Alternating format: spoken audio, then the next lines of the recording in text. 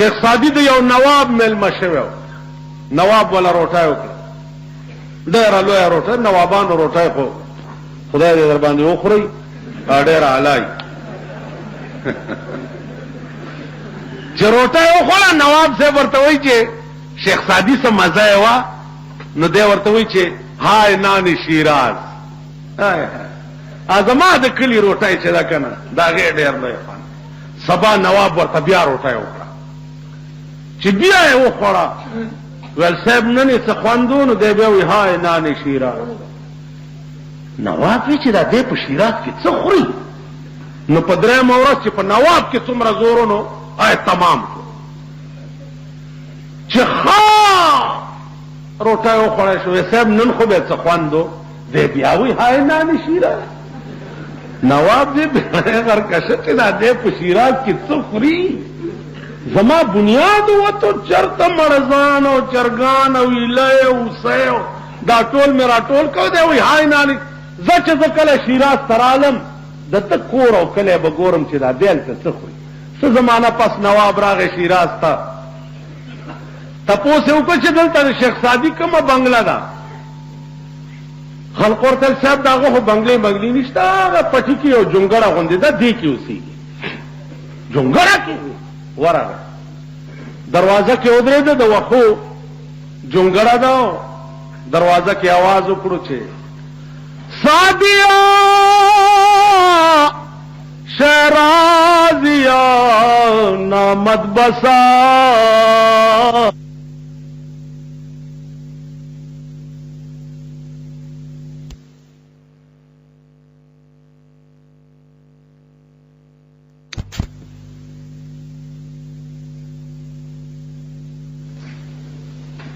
ورته نواب صاحب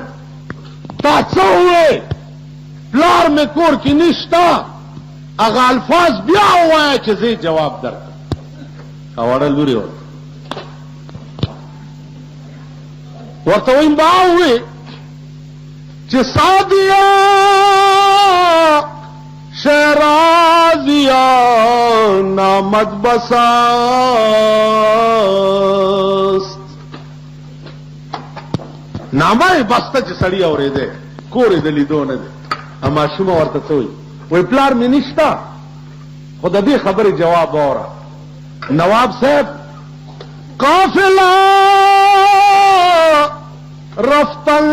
د ماهم می رویم قافله رفتن د ماهم می رویم از برای چند روزی خانه بس ورته نواب صاحبا دنیا ټوله لاړه او مونږ ورپسې روان یو د یو څو ورځو اوسېدو دپاره دغه جونګړه بس ده نواب په ژړا شو ورته وایي بچیه ته لږ بیا ووایه ورته وایي قافله رفتل د ماهم رویم از برای چند روزی خانه بس نواب صاحب دنیا ټوله لاړه او مونږ ورپسې روان یو د یو څو ورځو اوسېدو دپاره دغه جونګړه بس ده نواب ورته وایي ما ته د یو لوی یاد راتازه ابراهیم ابن ادهم ډېر لوی بادشاہ و نیمه شپه ده په پالنګ کې په خپل محل کې پروت دی یو سړی پاس ګرځي په کوټه ابراهیم ابن ادهم आवाज کې څوک وی صاحب غویانو والا یم غوی رانه ورک ورته د خدای بنده دا د بادشاہ محل دی دلته سړی نشي راننوتی غوی کوم ځای راغو بیا غوی پاس په کوټه کې ورته ښه دا د بادشاہ محل ته سړی نشي راتلی وی نه وی غویان هم نشي راتلی وی نه نو که دې محل ته غوی نشي راتلی او سړی نشي راتلی کنه جی دومره لویه پابندي ده او ما ته وایي چې دلته غویان لټې نو تم پروت په پالنګ کې اواز کوي چې زه خدای لټوم نو خدای په پالنګونو کې چاته نه ملایي بادشاہ وی خوا ټوله شپه یې ویښه تېره سحر دربار ته راغی ناست دی پریشان دی دماغ همغه سړی چې د شپې د غویانو والا په شکل کې راغلی او سهار د اوښانو والا په شکل کې راغلی او تر ګرځي سینتري ته تپوس کوي چې څه ګورې وی جي اوښ رانه ورک دی خدای بنده ته بادشاه ناست دی وزیران دي دربار لګېدلی ده دلته اوښان لټې وځه ابراهیم ابن ادم دننه واورېد ویل علیا دننه یې راولئ وی نیو دننه یې پېښ وی څه لټې کاکا وی صاحب اوښ رانه ورک وی کاکا تا سسری خو نه دی چې اوښان پکې راشي وی جي معافي غواړم سهار سکولی شي دا په کولو غوږونه اوري دا زما دا هلکان هلکانې اوري دا دغه سرونه م چې پرېښي دي لیډي ډیانې شرمېدلی ملک شو زمون پرتګیستلی مخ شو زمون ښځې او سړي ټول په شرمونو و شرم سړی چې سهار را پاسي وایي خدای دا څه بد دې را سره کړي دي چې ښځه وی ډېر بخوي سړی چې په میک اپ شروع وکړي ښځه غریبه لس میلم تلي چې د ده میک اپ نه خلاص دا ملک تباه دی دا ملک د هلاکت او د تباهۍ په پلیټ فارم ولاړ پاکستان ټول عمر د پیرنګیانو جوکر ملک پاتې شوی جوکر تاسو خپل تهذیب نشته د انګریزانو سرونه به ګورئ نو هغسې سر به جوړوئ د انګریزانو جامې به ګورئ نو هغسې جامې به اغوندئ د هغې غوندې پتلون به اغوندئ د هغې غوندې بوټشک به اغوندئ خدای په قهر اخته قوم تاسو خپل تهذیب نشته ستاسو لباس نشته د سر ویښته په تاسو کې فیشن نشته پیغمبر درې قسمه سر پرېښی دی وفرا او لما او جمه درې قسم غوږونو تر نیمه د غوږونو تر پیسکو او تر اوږو اوږو زلفې والضحا واللیل اذا سجا والضحا قسم دی زما اے محمد استا پدی خیستا مخبان لے واللیل اذا سجا اوستا پدی تور زلفو چپوگوی خوری کی او تورش پا جوڑ کی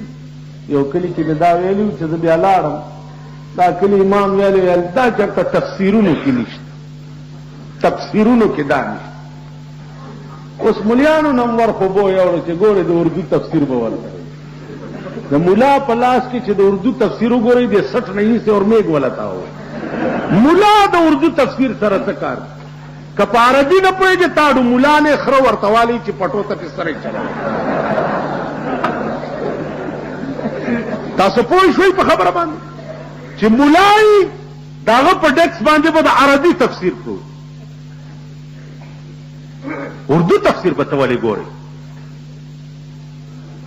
والضحا واللیل اذا سجا دا ترجمه چې ما وکړه دا چا کړې دا علامه علوسی کړې ده روح المعانی کې وګورئ د دې صورت په ضمن والضحا ومن الناس من فسر بوجه النبي والليل اذا سجا اے بشار النبي صلى الله عليه وسلم زما عزیزان ابراهیم ابن ادم ته وایي زه معافي غواړم څه عرض کولی شم؟ وی چې وایه. وی دې دربار کې تا نه مخکې څوک و؟ وی زما پلار. وی هغه نه مخکې څوک و؟ وی زما نیکه و. وی اوس څوک دی؟ وی زه یم. وی تا نه بعد پته نه لګي که زما زوی و خو وبه کیني بل چا ته به لاړ. وی نو سری څه ته وایي؟ د سری تعریف وکړه. سری وایي دې ته چې زاړه مسافر ته لاړ شي او نوي وله راشي. نیکه دې لاړو پلار دې راغی، پلار دې لاړو ته راغلی، ته به هم ته نن سبا کې لاړ شي بل به وله راشي. دا سری دی، دا دربار نه دی، دا سری دی. او بادشاہ بند کړي دربار. ولې صاحب بند کړي؟ بس پړه مې تیار شو. دربار بند شو چې بادشاہ کور ته لاړو. سګوري چې د ده په پالنګ کې د ده وینځه پرته ده، نوکره. خیال کوي چې زه بادشاہ یم او وینځې څنګه دا جرأت وکړو چې د بادشاہ په پالنګ کې سملاست. نو لخته راواغسته او یو څو لختې ووال. وینځه چې را پاسېده ډېرې وخندل، بیا یې وجړل. بادشاہ د لاس نه ونیوه چې اوخو دې جړل ځکه چې ما ووهلې. نو دا ودې خندل ولې؟ بادشاہ تا خپل کارو کو، ما خپل کارو کو، زه خپل کار کوه. زه وینا حل به ورته بس تا ووهلم ما وخندل، زما خپله خوښه زه لار لنډوه. پخوا به غلامانو بادشاہ سره آکړ کې خبرې کولې شو. نن مونږه په دې اخبارونو کې به تاسو ګورئ چېرته دا وزیر په دوره تللی که او چاله څه ورکوي نو دا ګیرې والا ورته ولاړي نو هغه ته ګوري نو هغه ورته هسې اخله چینګه نیولي ده. هلکه خوله راټوله که خوله دې د مرګ په ناره بند شه. هغه لا درته کتلي نه دي، که درته یې وکته نو خوله چینګه که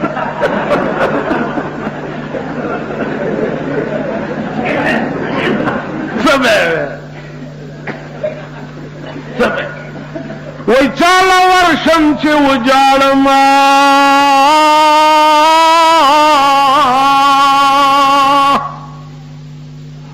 چاله ورشم چې وجاړم تینا دین اسلام غواړم. چاته وی وینځه ده بادشاہ ته وی ځه